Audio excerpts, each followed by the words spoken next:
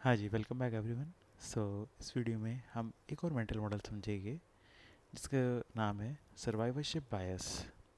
ये भी एक बड़ा ही क्रिटिकल मेंटल मॉडल है जो कि हमें बेटर बेटर डिसीजन मेकिंग में बिल्कुल हेल्प करेगा।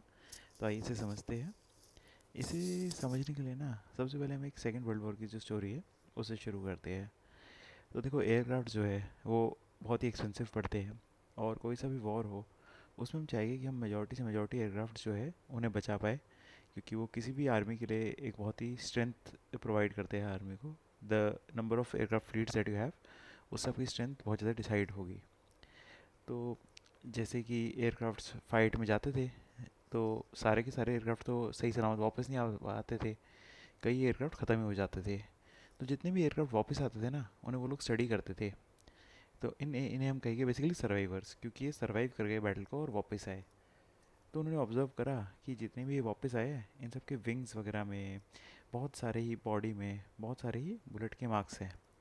तो उन्होंने सोचा किस तरह से इन्हें और स्ट्रॉन्ग करा जाए कि ये सारे बुलेट मार्क्स ना हो, एंड एयरक्राफ्ट की रेजिस्टेंस बढ़ जाए और ज़्यादा से ज़्यादा एयरक्राफ्ट सर्वाइव कर पाए।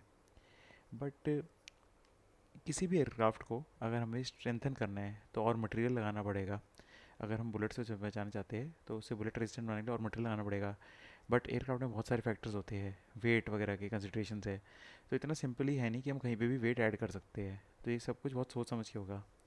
तो एक आदमी ने तभी थोड़ा सजेस्ट करा कि हम सिर्फ सर्वाइवर्स को देख रहे हैं, हम उन एयरक्राफ्ट को नहीं देख रहे जो डिस्ट्रॉय हो गए। जो सर्वाइवर्स है उनकी तो सिर्फ बॉडी पे और विंग्स पे ही बुलेट के मार्क्स है। बट ऐसे तो नहीं जो डिस्ट्रॉय हो गए, क्योंकि वो इंजन पे हिट हुए थे इसलिए वो डिस्ट्रॉय हुए। तो इस पर और सोचा गया। तो यही डिसाइड करा गया कि हाँ, इसी कारण से ही एयरक्राफ्ट जो है वो वापस नहीं आ पा रहे हैं, क्योंकि उनके इंजन पे जो है अटैक हो रहा है। और जब इंजन ही डैमेज हो जा रहा है तो एयरक्राफ्ट फॉल ही हो जा रहा है। तो इसलिए उन्होंने बॉडी और विंग्स को स्ट्रेंथन करने की जगह जो इंजन का एरिया था उसे स्ट्रेंथन करा। और इमिजिएटली पाया गया कि नेक्स्ट बैटल से एयरक्राफ्ट का रिटर्निंग रेट बहुत ज़्यादा बढ़ गया। इसे और एग्जाम्पल से भी समझते हैं। फॉर एग्जाम्पल, लोग कहते हैं कि जो कॉलेज ड्रॉप आउट्स है, एग्जाम्पल के लिए मार्क ज़करबर्ग, बिल गेट्स, उनके लिए कहते हैं कि कितने सक्सेसफुल है लोग और ये कॉलेज ड्रॉप आउट से। बट इस केस में भी ना हम सिर्फ सर्वाइवर पे फोकस कर रहे हैं और फोकस नहीं कर रहे हैं जो भी लोग सर्वाइव नहीं कर पाए कॉलेज ड्रॉप आउट होने के बाद। एंड सिमिलरली एक्टर्स की जब हम बात करते हैं कि कोई एक्टर मुंबई पे गया और सक्सेसफुल हो गया, उसमें भी हमने सिर्फ सर्वाइवर पे फोकस करा और बाकी जो पूरा ग्रुप है उस पर फोकस नहीं करा।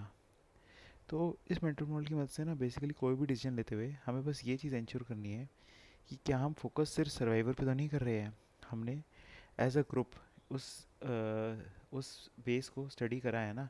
ये तो नहीं है कि ना हमने सिर्फ सर्वाइवर को स्टडी करके अपना डिसीजन उस पर बेस कर दिया है और ओवरऑल वो डिसीजन उतना फ्रूटफुल ना रहे फ्यूचर में।